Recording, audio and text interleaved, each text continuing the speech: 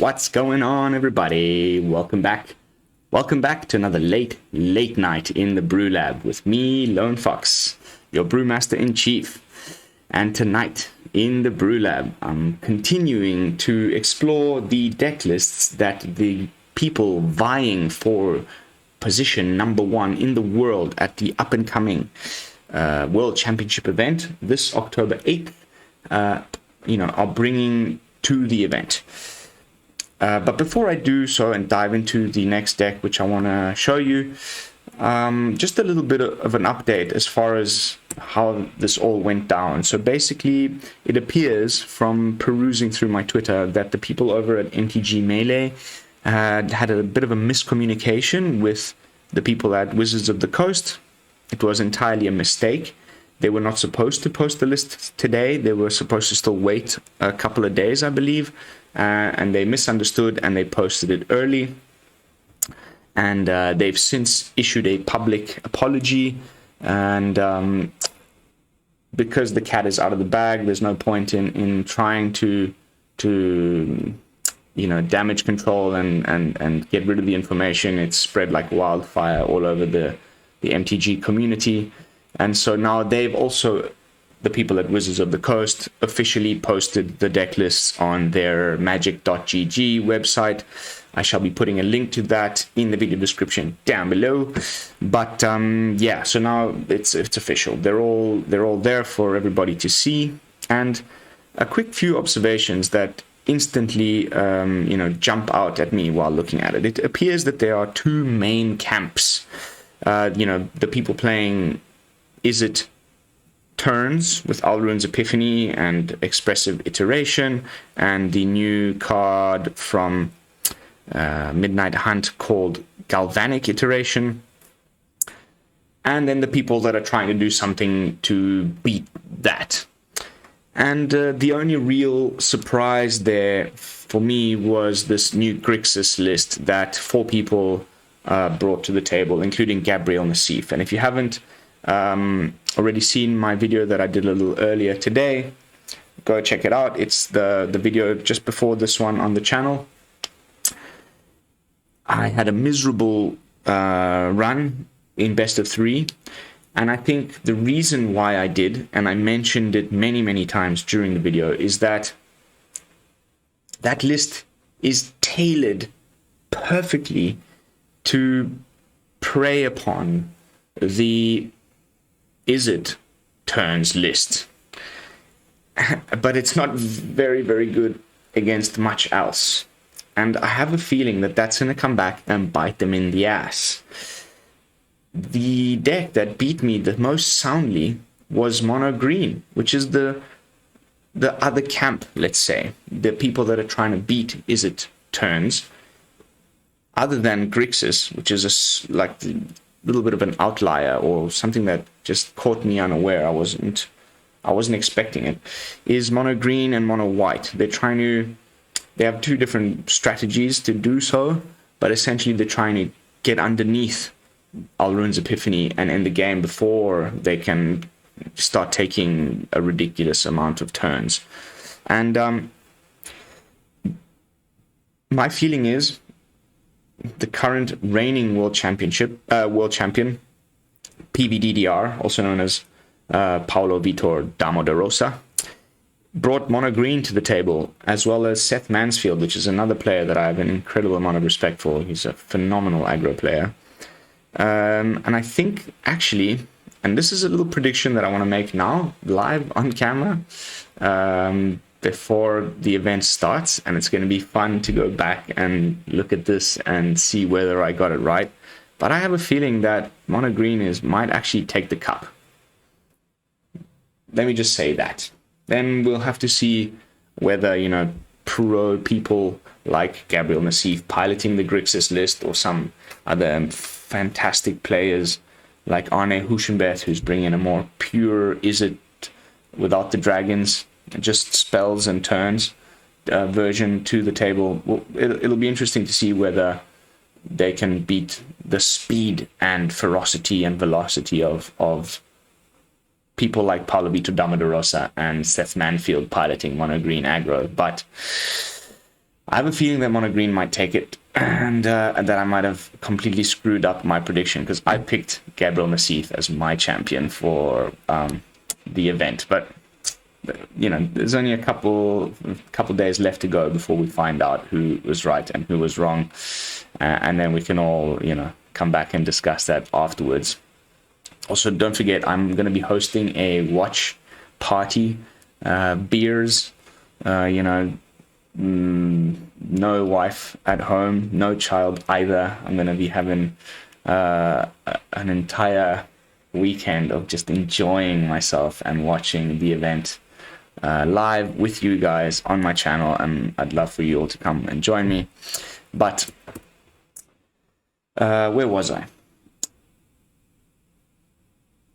Yeah, that's the reason why I'm talking about Mono Green so favorably, is because the deck that we're going to be talking about on this particular video is Paulo Vitor Damo de Rosa's list. And here it is for ya. PVDDR's Mono Green. I just played a few games with it on the best of 3 and won both of them quite convincingly. And there's still a couple of cards in the sideboard that I have to figure out their thinking. In particular, Tajuru Blightblade. But the rest seem pretty clear to me what they're in here for. And I managed to very successfully sideboard them in against a Sultai player on my last game. And it went the full 3 games and I still beat him in the end. It was very satisfying, to be honest. And yeah, so here it is. Without further ado, let me introduce you to Paulo Vitor Damo de Rosa's little masterpiece. On a green snow, running 19 snow-covered forests and 4 Faceless Havens, and then a full play set of Kazandu Mammoth as the MDFC of choice, as well as 2 Tangled Florahedrons. So actually, as far as lands goes, there's 23, 24, 25, 26, 27, 28, 29 lands in total, if you count the dual-faced cards. So, of course, it's running a full playset of Blizzard Brawl. There's only 1 Snakeskin Veil in the main board, but he's running 3 in the sideboard. Then there's 3 Inscriptions of Abundance, which I think is essential to have more than 1 fight spell and one of them to be at instant speed. And there's also another copy of Inscription of Abundance in the sideboard. So you can potentially have 4 of both of those if he needs to. It'll be interesting to see which matchups he sides, you know, how many number of those in and out for. Then he's running a full playset of Ranger class, 4 Sculptor of Winter. So there's an incredible amount of ramp here that I wasn't expecting, and I'm assuming that this is sort of taking the place of... It's weird to me, because the version of this list that is the most popular on untap.gg and EtherHub and other aggregating metadata websites is the Jaspera Sentinel as a 1-drop, as a way to ramp, and often they tapping the wolf token off of the ranger class to cast the next spell or whatever. In this case, they've gone for full 4 copies. Both Seth Manfield and PVDDR have brought 4 copies of Sculptor of Winter to the table, which allows you to untap target snowland. So you can tap it, put the mana in the mana pool, untap it with the Sculptor, and then cast a bigger creature than the actual mana that you have available. You know, which can lead to a easy turn 3 Old Growth Troll, even if you don't top deck your 3rd land, for example, or an easy turn 3 Esika's Chariot, if you got the lands. So cool little bit of difference that I wasn't expecting at all in the deck. And then there's also Tangled Florahedron as a mana dork. So these are sort of making up for the fact that there isn't a Jaspera Sentinel. Then he's playing a full 4 copies of Werewolf Pack Leader as the only card draw. There's no Toski. No Toski. So this is the only way that you're drawing cards in the deck, which is also really interesting in my opinion. it'll be crazy to see this, you know, the pros piloting this thing. Then it's one copy of Primal Adversary. I think this is supposed to be in here as like this, you know, late game top deck finisher, which is why there's only one copy. There isn't even another copy on the sideboard. Interesting, really interesting. Then he's got full playset of Kazandu Mammoth, which is of course a great 3-drop. I think they really want to make sure to push that aggro. You know, the 2 and 3 drop slots are really heavy, and it's like, you know, interaction, ramp, power, end game. So four copies of Kazandu Mammoth, which can, in the case of a lack of a land on the 3rd turn or something, it can double as a land, of course. And then a full playset of the Old Growth Troll, which is just such a good card. It's we all know it. 4/4 with trample. You can keep growing it with the Ranger class. It's such a good card, and it just keeps coming back, Then full playset of Esika's Chariot, and 2 copies of Wrenn and Seven, but there is also a 3rd copy over here in the sideboard if necessary. The other cards I have not talked about yet is 3 Froghemoths. It'll be interesting once again to see where they side these in, probably against the mono-white matchup, but I'm really curious to see where these end up going and why there's 3 of them and what will be sideboarded out to make way for it. But it is actually, it won me the last match against the Sultai player I mentioned earlier in this recording. So 3 copies of Froghemoth as a tramply haster 4/4 that can gain you a bit of life and can grow if the opponent has plenty of stuff in the sideboard. And I think this is probably to combat the Lear decks, the Grixis decks that's running Lear. They can cast everything that's in their graveyard again as if it had flashback for its mana cost. Froghemoth eats graveyards, so probably why it's in there. And then Outland Liberator, I have a feeling, is for the mirror, to get rid of the opponent's Esika's Chariot. So there's 2 copies of Outland Liberator. There's also 1 copy of Choose Your Weapon, which can do 5 damage to target creature with flying. So this is clearly targeting things like Goldspan Dragon and the occasional tapped copy of Imrith the Desert Doom, which I haven't actually looked through all of the lists carefully to notice if anybody's bringing even a single copy of Imrith to the table, but I used it to kill an Imrith in my last game, and thank goodness I top decked it at the right time. But also it can be used as a very convincing combat trick on one of your tramplers. Even if they block it, you can double its power and toughness until end of turn, which is really, really good on a trample creature, of course. And there is one of them there. There's one that can be made, one over here, and there's 3 of them over here in the sideboard. So, and then there's a sneaky one of Tovolar's Huntmaster, which I really like. I like it that it's in here, because this can be pretty game ending. It can, put a lot of power onto the battlefield in the late game, and that might be just what the deck needs against certain matchups. So once again, it'll be, I'm not a professional Magic player. I consider to be myself pretty good, but not, of course, as good as any of those guys. And like I said, also in the Grixis video from earlier, a lot of the reasons why they're playing certain cards do not seem apparent at first glance. And we will have to wait and see why it is that they chose them once the various... Because clearly they know, at least to a certain extent, what the other popular decks are going to be at the event. And they've put in certain things so that they can sideboard them in against those matchups. Alrighty, so that's the list. I'm going to take it onto the best of 3 ladder once again and see how it performs. As usual, this part of the video, as I'm queuing into my first game, I'd like to ask everybody to kindly consider subscribing to the channel if they have not done so already. When we reach 200 subs, it will trigger a giveaway. I am giving away a bunch of different cosmetics and a full playset of the Bob Ross lands. If you would like to take part in said giveaway, just scroll down past the little blurb, past the deck, past my Ether Hub link, right at the bottom of the description of this video down below, and you will see a little heading that says giveaway video information. Just click on that. It's a 5-minute quick watch, and by the time you've finished watching that, you will know everything that there is to know about the giveaway. Also, of course, if you could be so kind as to do all the other good YouTube stuff that's completely free and takes very little time, like, comment, and hit the bell icon if you would like to be notified of future daily uploads.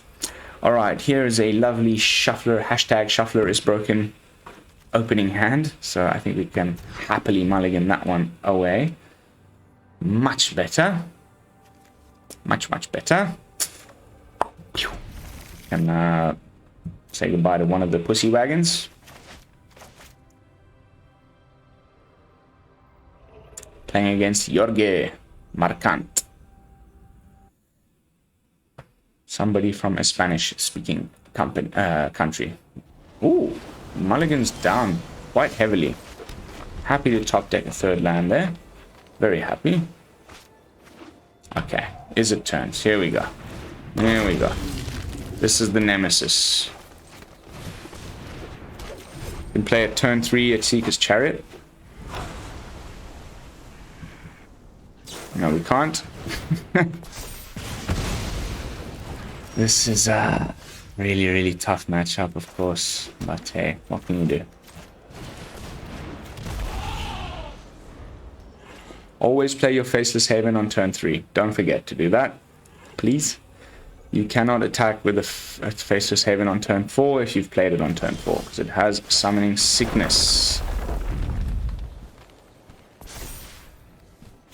They're clearly holding up a counter spell.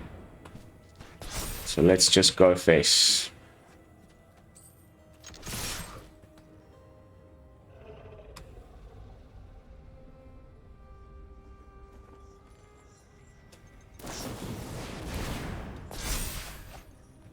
That's not gonna do it. You have to discard 2. Okay, I mean, this is cookie cutter Izzet turns.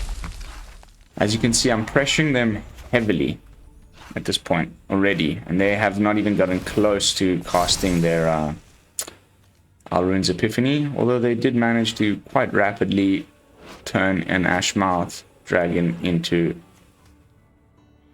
I beg your pardon, a smoldering egg into an Ashmouth dragon, which is worrying, of course, but we can do the exact same thing we did last turn without risking running into any counter spells with our Esika, and just save that for later if necessary.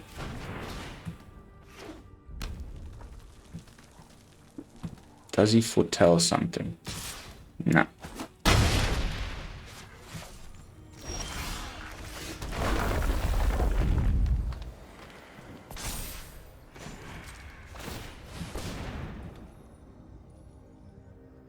Here comes their play. Could be the bounce spell. 5/0. Ay. Sure, no problem.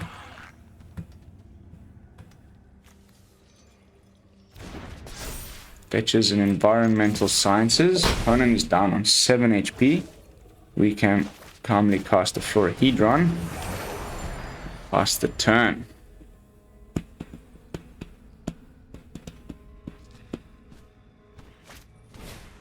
Another iteration.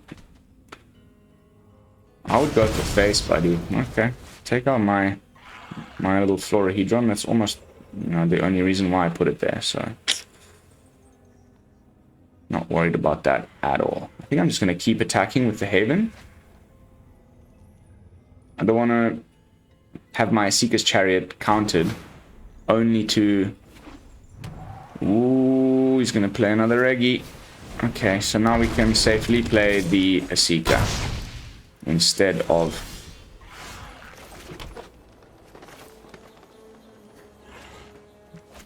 Or do we try get him to chump block? I think we have to. We're getting close to getting our asses handed to us here. We can just play Kazandu. Blocky. No? Nice. Okay. We don't have Alrune's Foretold, so we might still be able to get them. But I'm not entirely sure about that.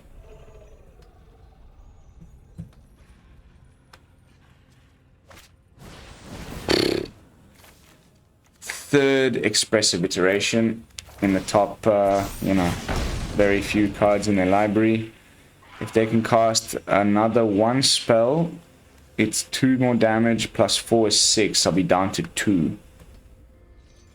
If they can cast 2 more spells, we're screwed. Luckily, it doesn't say whenever you cast or copy.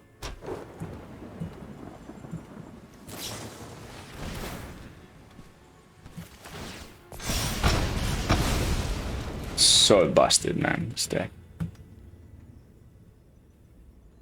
So busted. Okay. So, he knows he's got me. If he'd attacked, it would have been a little tougher to deal with.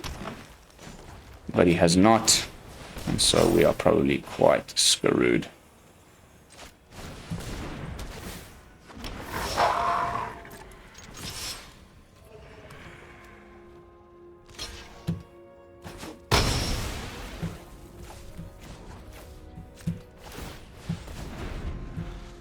I mean, it's 1 spell plus an attack. That's the game.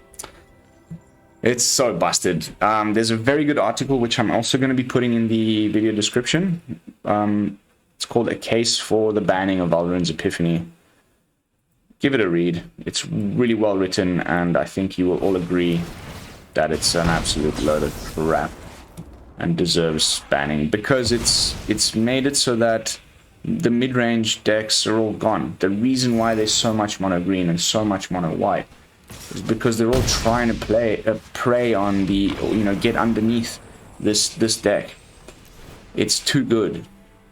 Okay, so what can we do to side, you know, to combat this? What can we do?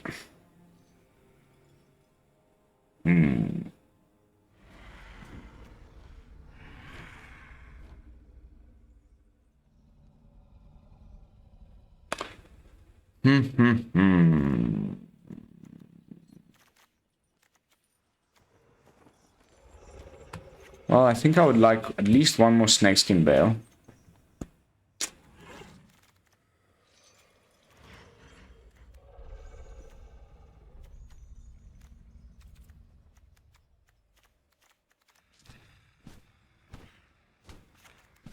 And I really want to get Wrenn out to block that flying dragon thing. There's no artifacts or enchantments I need to worry about at all.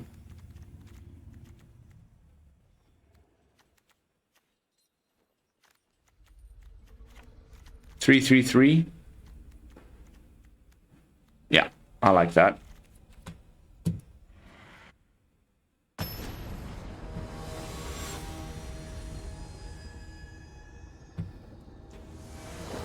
Yeah, Alrune's is gonna be going.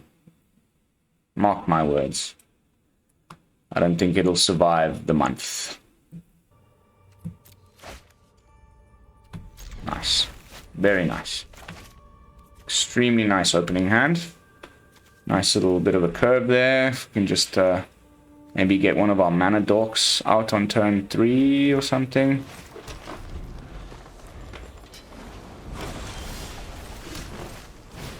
Woohoo, baby! Mr. Troll, welcome to the party, mate. Good to have ya. Do you have a freaking Jawari? He does. Oh, nice. What an ass hammer. I hate you. I hate this deck with a passion.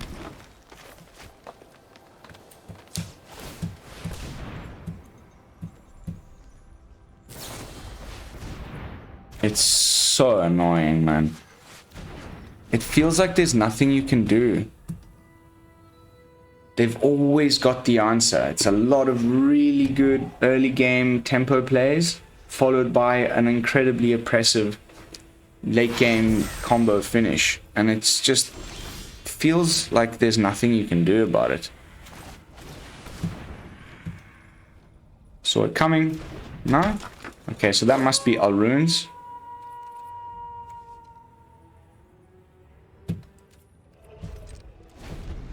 It's probably already too late for us. It's disgusting. It's disgusting. Disgusting. I like hate it very, very much. I don't believe that we're here again in Standard so short after the release of a new set, where it can be considered to be fixed already. It just feels like all I can do is get one creature down and then just hope that they don't remove it before they do their stupid things. And like it's Alrune's next turn already.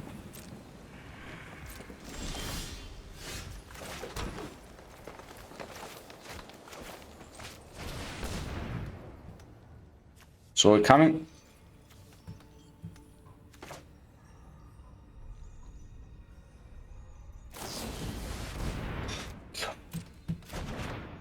Just disgusting, man. It's so disgusting.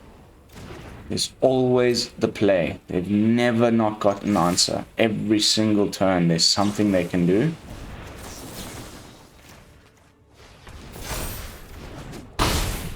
But here comes our runes.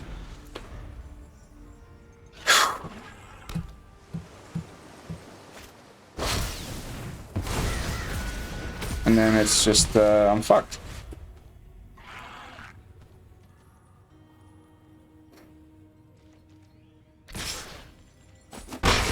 He's got another one in his hand. Watch. How is anyone supposed to do anything about that? Please explain in the comments, because I think it's just pathetic. It makes me feel sick how pathetic it is. Like, just fuck off. What is anyone supposed to do about that? Endless card draw, always an answer, never a problem. Just good blockers, tempo plays, bounce spells, you name it, and they just win and win and win and win.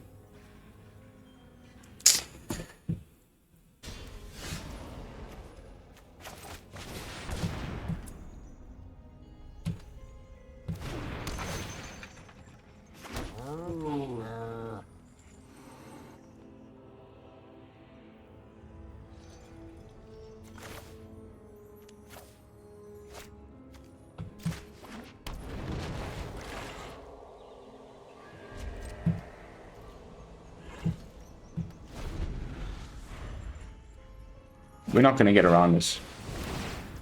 Now they just go search up for another Alrunes, and we're dead. Didn't stand a chance. Both games. I think you would all agree that there was nothing I could have done differently.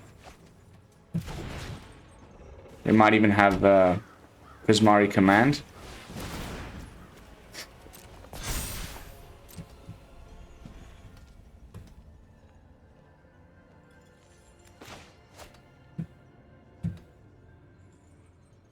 There's a slight chance that I might be able to pull something out of the bag here with maybe Wrenn and Seven next turn.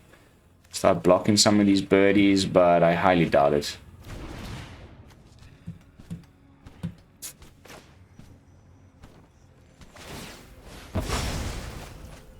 Sure.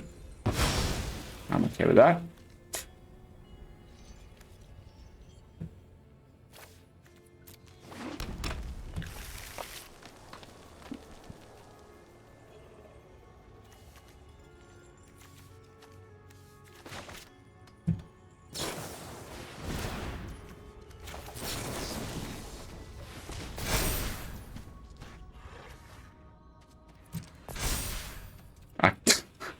I put it on the wrong freaking token.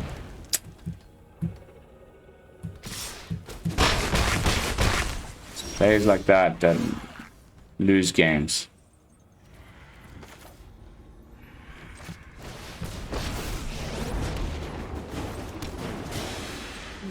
Let's see. From root to canopy, the trees are mighty.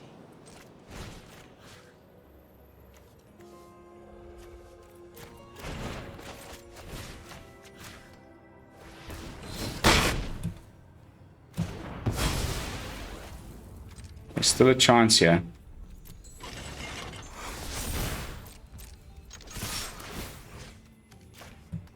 Although slim.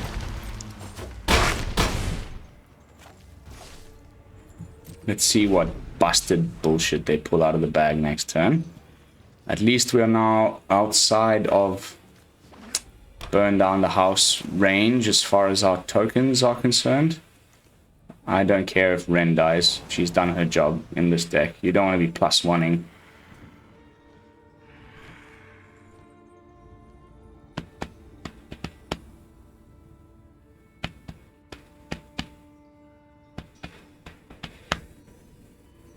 And I think, especially, you know, people like myself and Jorge over here who have just blatantly net decked this deck off of much better players, the mentality is still like, oh god, there's a really powerful planeswalker on the field, I better get rid of it. Whereas instead he should be going for face to try and get me down to 0. And, yeah.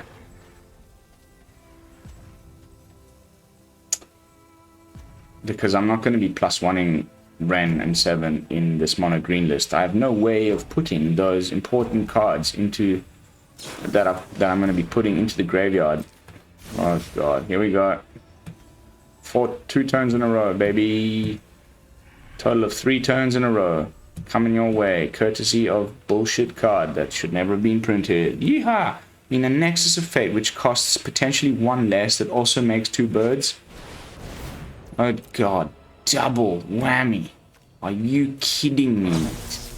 Well, he's gonna kill his own birds.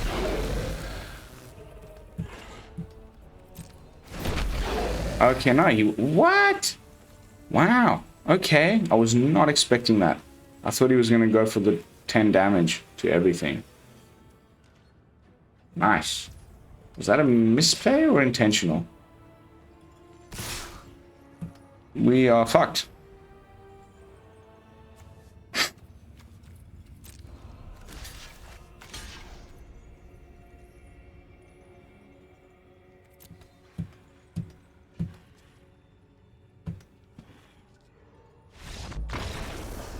He miscounted. Was 1 short. Oh my goodness, how luck. That was pure luck. I mean, I made a misplay there by putting the Snakeskin Veil in the wrong token. He also misplayed there by not counting the number of threats he had on the field. It was short by 1. Whew. Whew. Very, very close. Okay, so that felt pretty good. That felt very good. That felt, you know, as good as I feel it's ever going to get.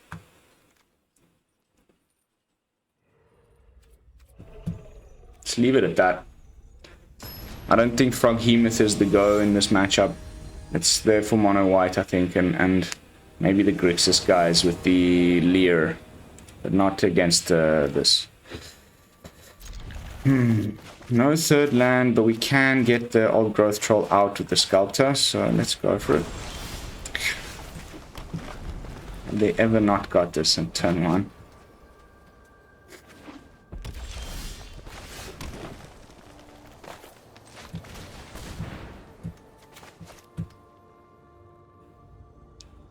He's got the Jawari again.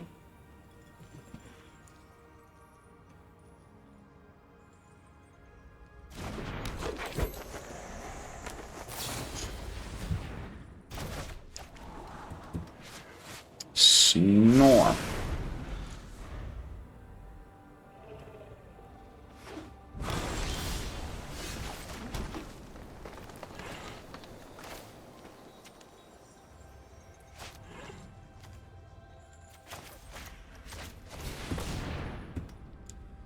Now the Jawari. It's sickening to play against this deck. It's really, really, like, hurts me in many places.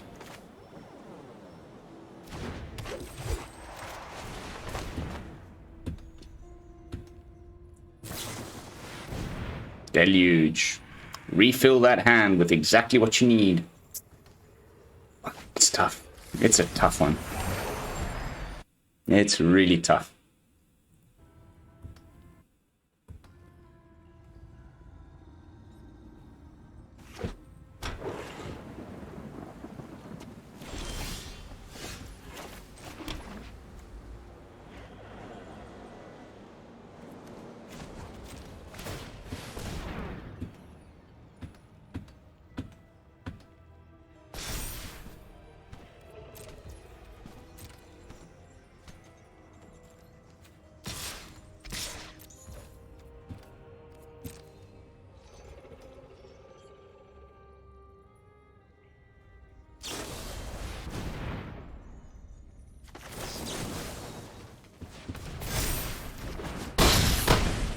You don't get to learn. With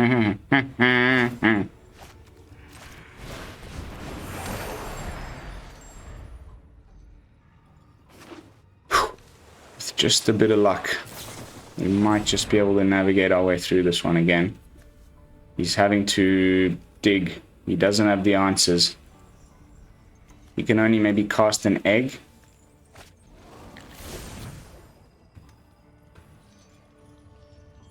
These man lands are so defining. Sure.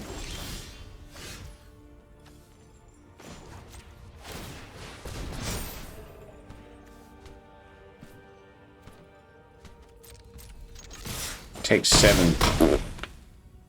Take 7, buddy. Why is he saying that? Has he got the combo? Wombo? I don't think so. Oh my god, I'll be so happy if we beat them. You just have to hope that they don't have the, you know, the right...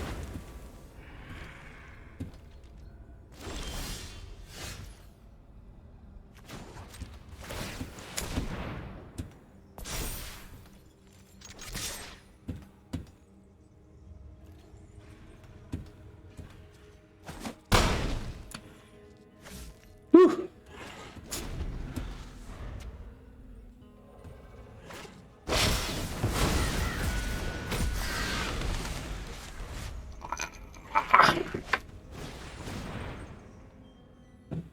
Horrific, disgusting, pathetic, overpowered bullshit.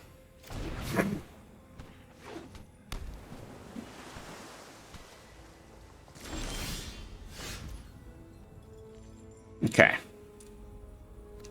Let's start playing things.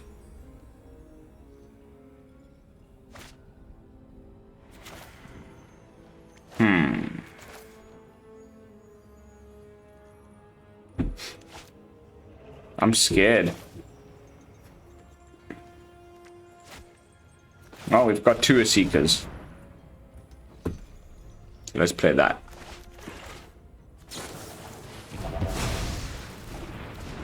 Ta-da!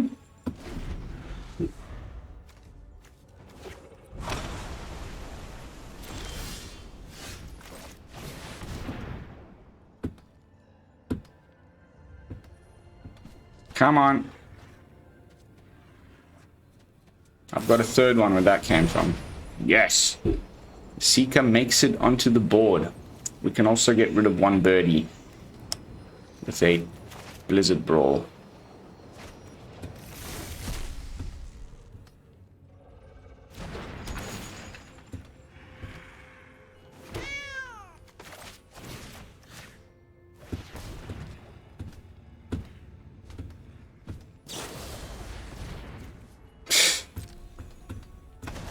Lame.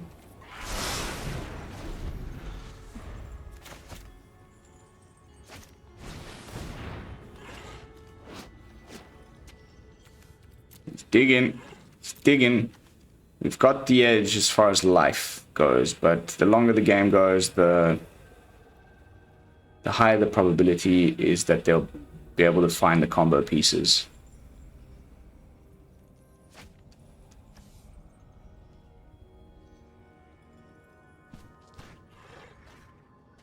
And we've put him in a position where he cannot attack with the birds.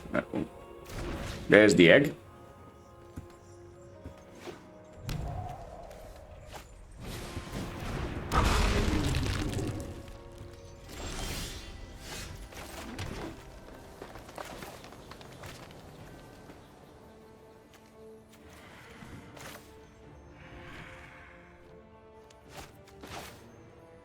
Yeah.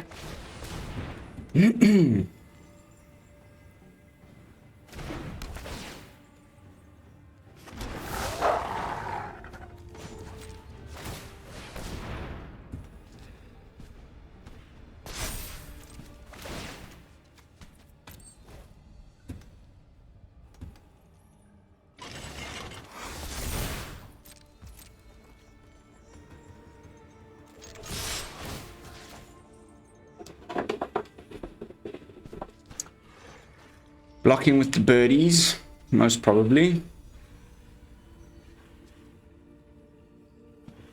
Or does he have the Prismari command? He does. I hate them so much.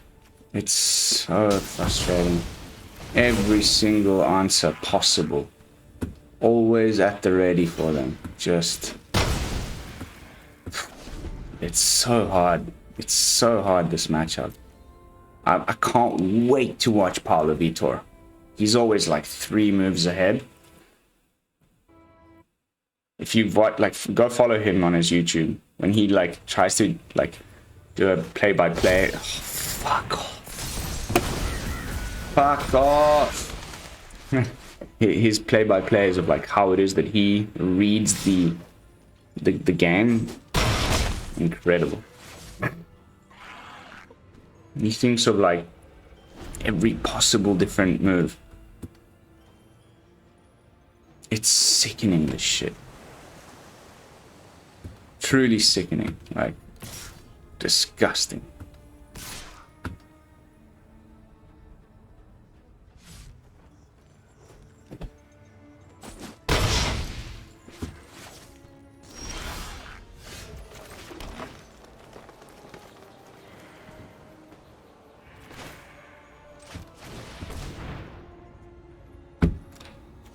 Deluge? No.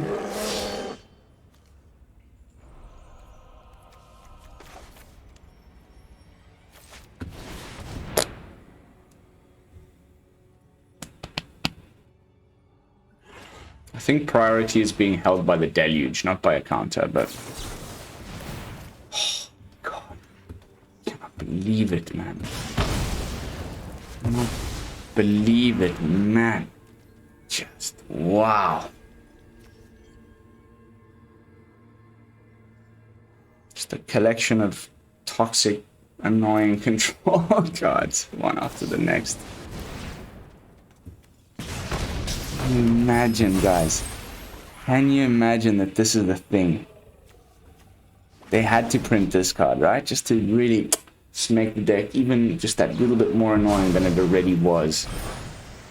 This is all happening on my turn. We're dead. He just needs to attack and cast one more spell, and we're dead. It's so disgusting. No, he's even got the hole. I wish I had the snore button. Fuck off, I'm not gonna give you the pleasure. What a shit deck. That card is getting banned, and I don't care what anyone says. There's no way you can prove me wrong. Come Monday, after World Championships, there's going to be an announcement, and they're going to ban that card. Without a shadow of a doubt. Too many people are clamoring for it to get banned. Alright there. Game 1 against the deck to beat. I really can't wait to see what Paulo does and Seth do to beat it. It's going to be one of the things I'm looking out for. If anyone can, it'll be one of them. Please not Izzet again. Please not Izzet again. Please not Izzet again. Please not Izzet again. Anything but Izzet. Please. Pretty please. You've got to be shitting me, dude. It's just so annoying. Every single game. Over and over again. Oh, it's the Grixis one. Woohoo. Okay. Okay. Slightly different game plan. One I'm a little bit more okay with, to be honest. Disgusting stuff. This is a little bit more handleable.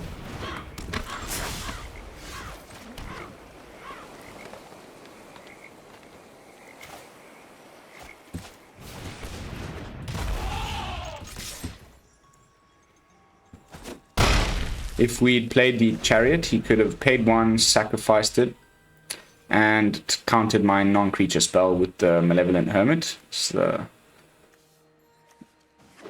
looks like the guy's mainboarding it. Yeah, that's what I thought.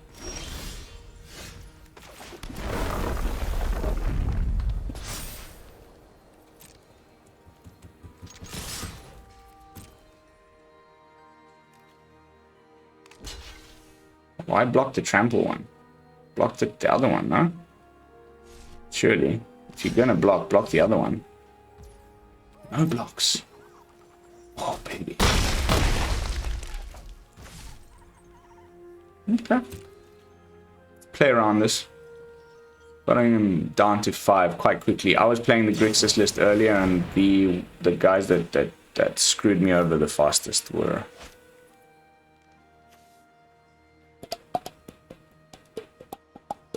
Let's get rid of it now.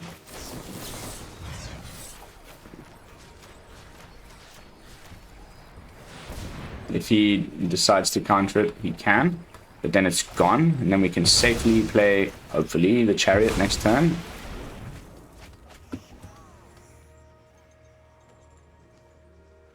All we'll be playing into is the counter spell we don't know he has, but if it is the Massif list, they're playing Lear, so there's only really the what's it called? Juari. Oh, there we go. He's got Disdainful Stroke, so it's probably not Lear. It's probably just a more traditional Grixis. Maybe something like Mr. Croaky's version. Sweeper for 4.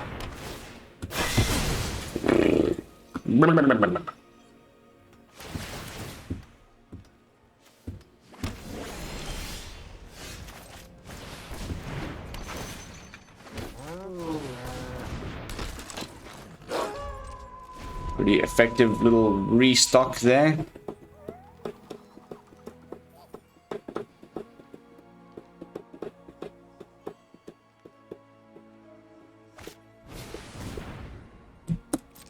Presenting lethal.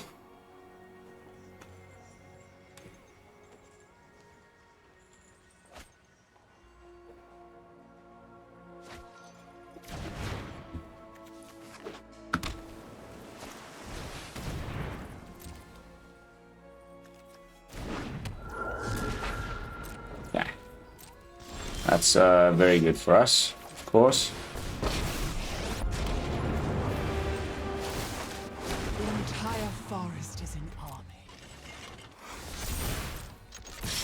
Draw a card.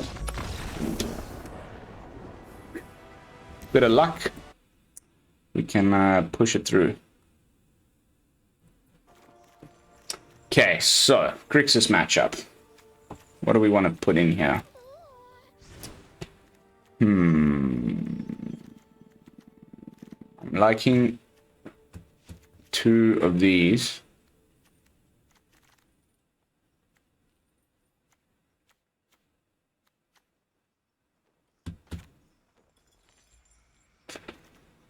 I'm liking that, which we did earlier.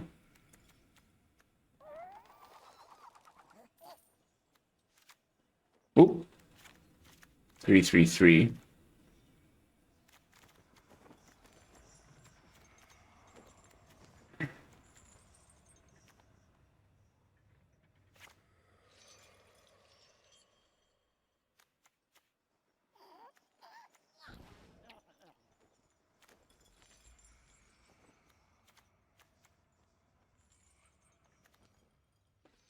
Maybe get rid of the Primal Adversary and go for a Froggy instead. One less Esika. One more Froggy. It's game 2, so let's experiment with the sideboard a little bit and see what we can do. I like the inclusion of the Froggy. We can get rid of his flashback cards. We can eat some of this graveyard. It can probably dodge some of the more lower costed. Ooh, nice. Me took Massacres, if we can get it to be a little bit bigger.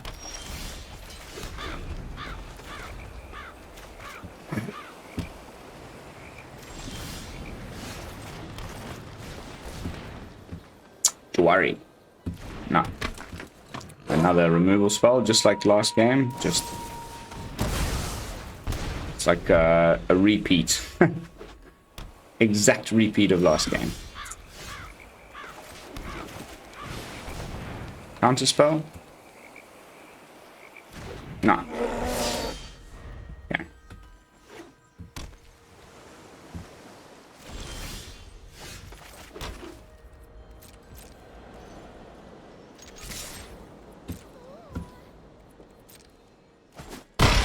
Takes 4.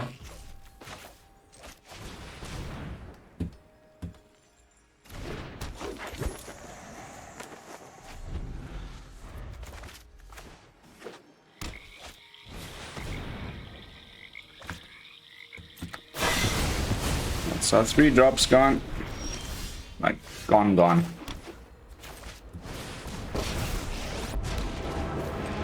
Let's get this out there before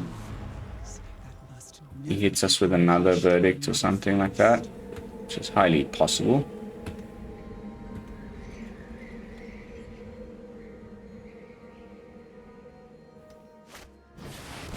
The Professor. Witherbloom is just as dark and musty as I remember.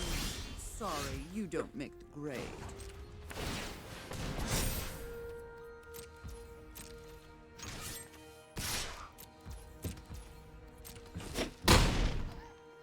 Whatever. I have more important things to do.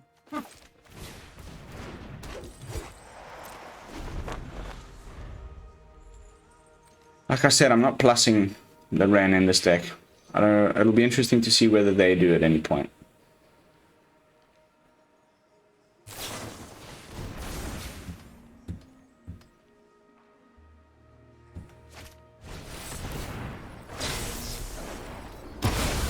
Toxic as fuck. No problema. Let us keep on the Faceless Haven train, baby.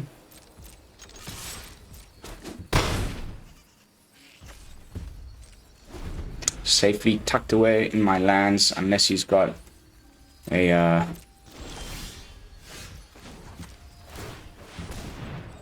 some kind of what's his name in the deck?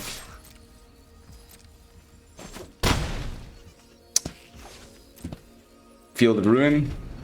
So far I haven't seen him play any copies, even last game, so fingers crossed. It's probably all runes.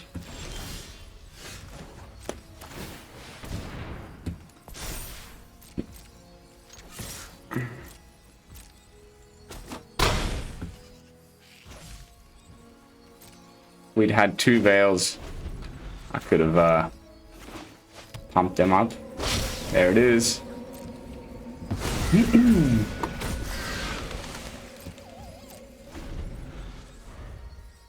It's always so close.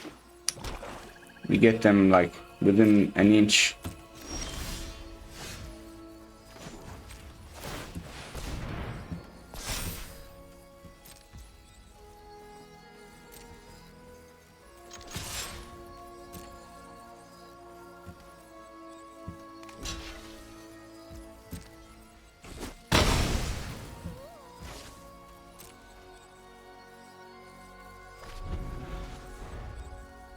Should have played a Mammoth. That was a misplay.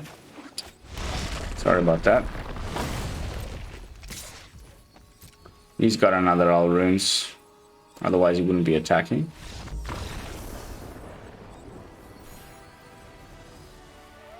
Okay. That's the second win tonight off of opponent's misplay. Don't get me wrong, I'm all for it, but what seemed like the control player turning the tides turns into a scoop. So I'm happy about that. 2 wins so far. 1 against Izzet turns, 1 against Grixis turns. A little bit of luck. I don't think the pros would have been making those mistakes. Ooh. Boop. By the way, well into saving mode. I did spend my mythics on... I had to craft a card to copy one of the guys' Yuri. By the way, little quick sneak peek for tomorrow's video. Noriyuki Mori's Azorius Tempo build had 1 copy of one of the adversaries that I didn't have a full playset of, so I had to use up my mythic wildcard, but plenty of gold and gems so far, and just quickly do a little search for you guys before we jump into the next game. How many days? Days until November. What day did it come out on again? Is it the 16th? Nah. Can't be that many days. Let's see. Crimson Vow. Release date Arena. 19th of November.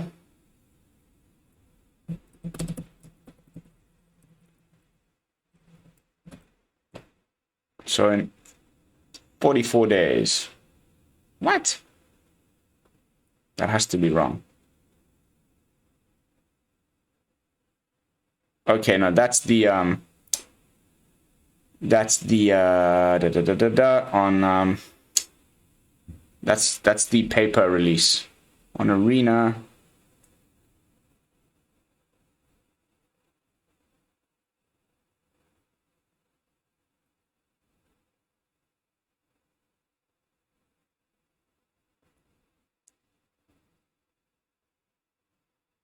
Sorry, I'm just Googling. You guys are just watching me staring at my client, but actually I'm on my browser.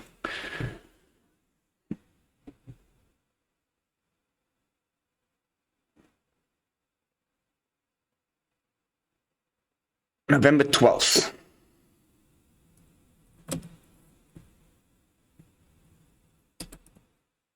So 37 days until Crimson Bar is released, so start saving. There's going to be some crazy good cards, I think, in that set, which I cannot wait for.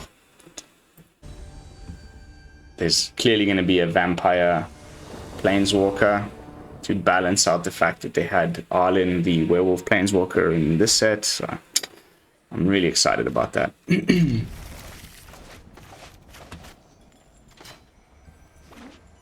Ooh. It's the mirror. Or is it going to be Gruul? It's the mirror. Okay. Interesting.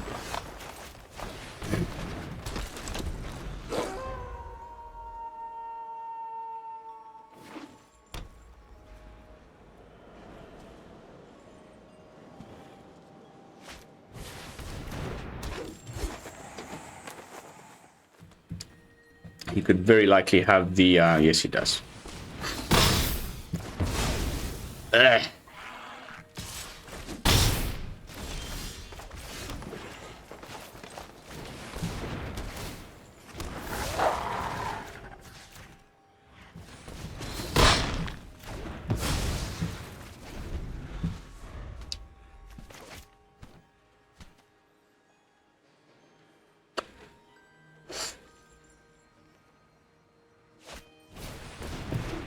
Third Sculptor.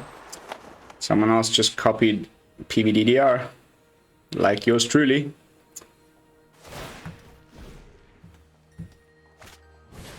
A Florahedron. Okay, we need to just rush ahead.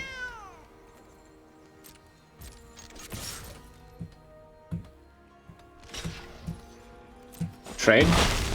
Nice trade. I'm happy with that trade. Here comes his own, or maybe it'll be Esika. I mean Wrenn already. Okay, here's Esika. We're gonna have to sideboard in the artifact remover.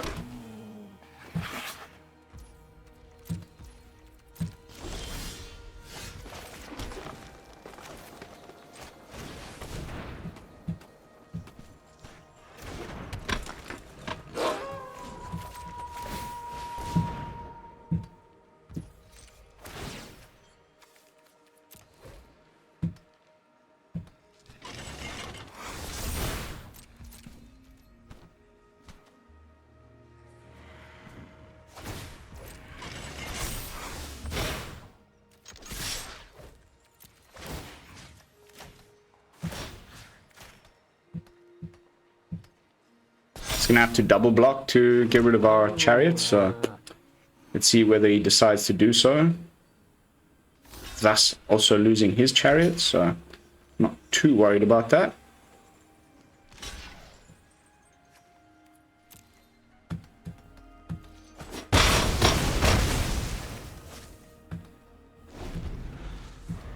Probably got another Chariot though, they always do. Old Growth Troll, okay. Untaps one of the greens. Blizzard Brawl's my Werewolf pack leader. Thoughts? Okay. Growing the troll. Interesting.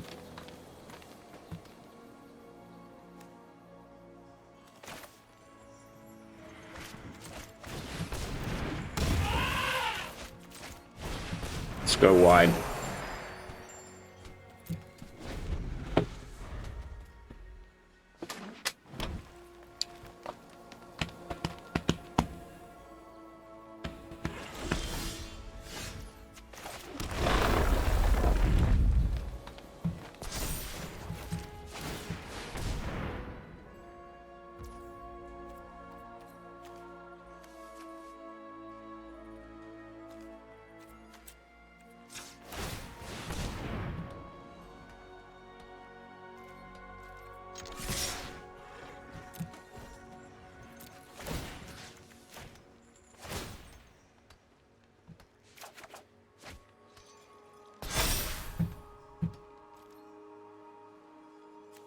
Okay.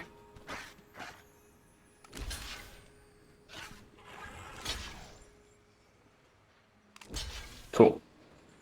That's a lot of his stuff gone.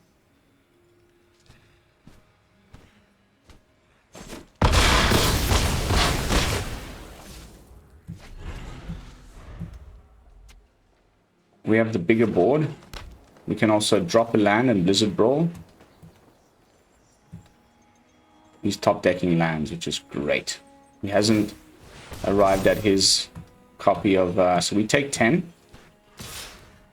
No, he keeps it up as a blocker. That's much better.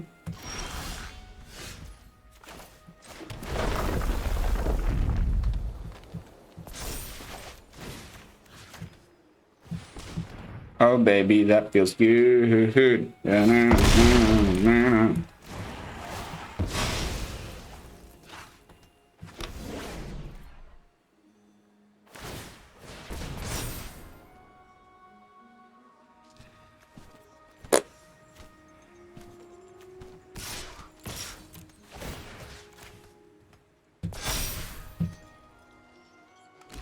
Nice. Bye-bye. Haven. Oh. Wrenn. Freaking Wrenn.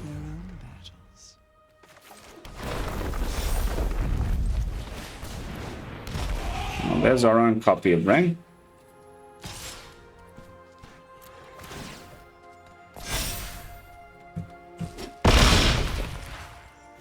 Takes it. I wouldn't have done that. There goes 3 very important cards that you needed.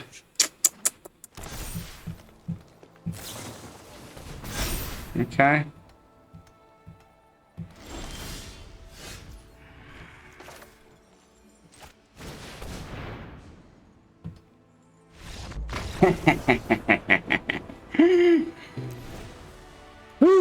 Okay.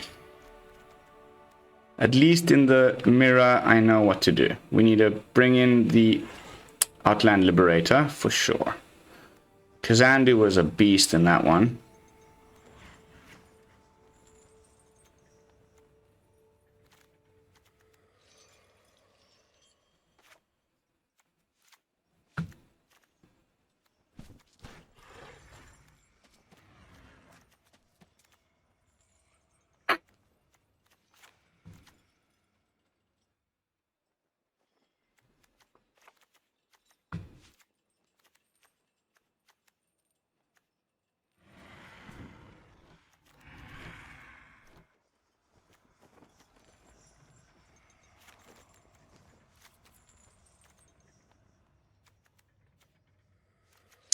I want to play 61 cards, and no one can say anything about it.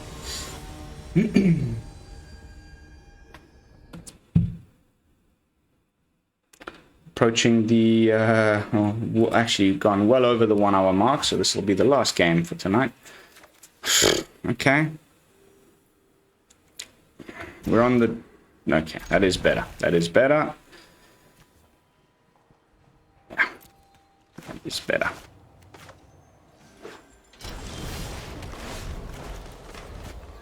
Very nice little curve there. Leading the pack.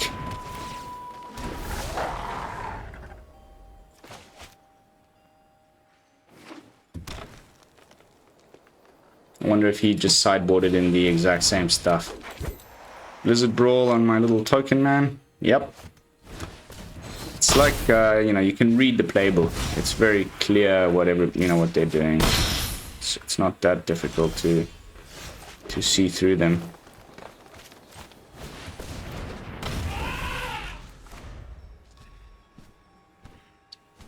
I mean, I'm playing the exact same deck. I know what's happening. There we go. They sideboarded in the Liberator. Is he going to sack it right away to get rid of my class? It's possible. Can you believe it? Can you believe it? Can you believe it? The luck, this guy. Well, looks like we're going to game 3. There's very little chance that this is going to go anywhere good.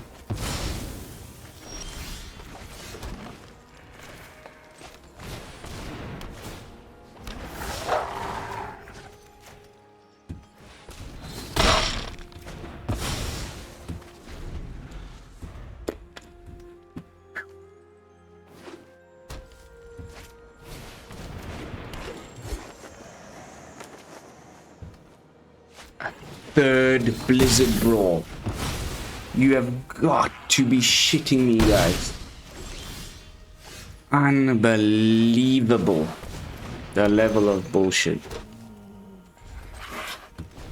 We need to gain a bit of life with the Froghemoth, like ASAP. He's coming in hard with the...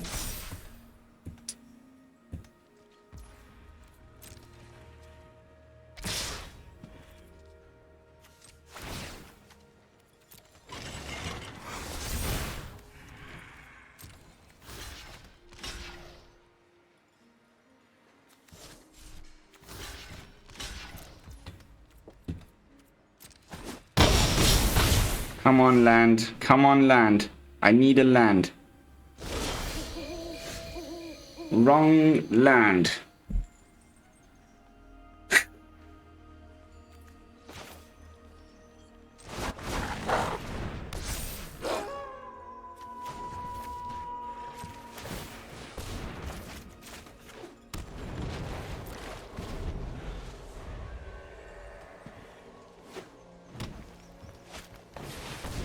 Oh my god, mate. Why? Just what the hell, man?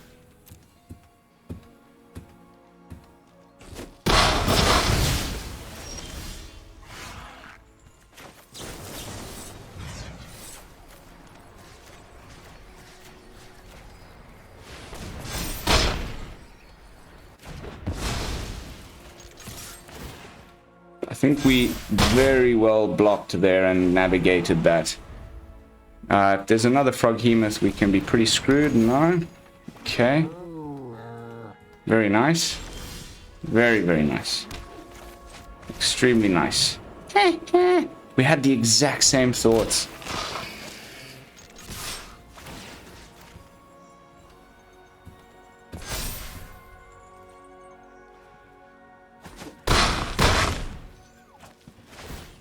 Okay.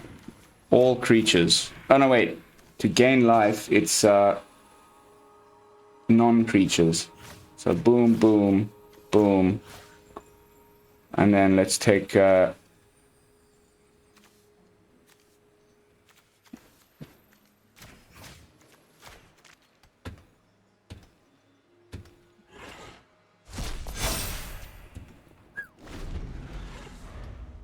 Come on. Oh, yes. You can't attack.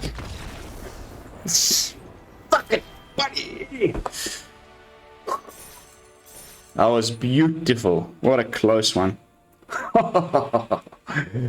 Alright guys, that's going to be it for this video. Very, very convincing performance. A little bit of luck, but you know, what is life without some luck? It's always a very essential ingredient in any game of Magic. Of course, it is a game of chance.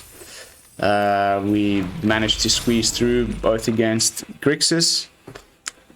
The only deck that we did not end up playing there was mono white, which is the only other real contender for the World Championship event. So that was extremely convincing performance there by mono green. Paulo, Vitor, Damo, Rosa is even better, of course, than me, of course, at piloting the thing. It's also his own creation, so I have a feeling that he might just, you know, either him or one of the other guys playing mono green well is going to be able to actually do it. As long as they can get underneath Alrund's Epiphany comboing off, then there's a good probability that they can bring home the gold. Yeah, I have nothing else to add. Just don't forget to like, comment, and subscribe, and check out the giveaway information, like I already mentioned at the beginning of the video. And I'll be coming back at you first thing tomorrow morning with Noriyuki Mora's Azorius Tempo deck. And until then, this is Lone Fox from the BrewLab, signing out. Peace, y'all.